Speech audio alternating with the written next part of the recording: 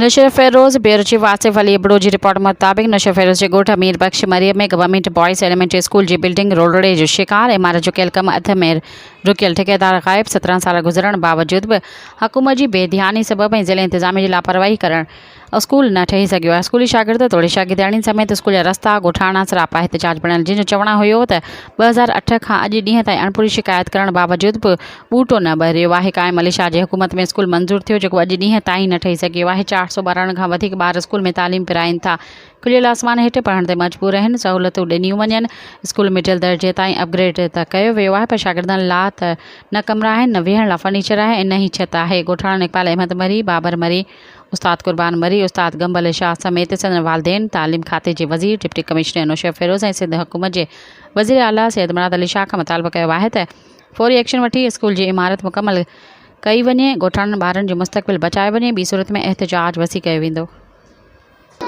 Silo. Come on, छोकिरी।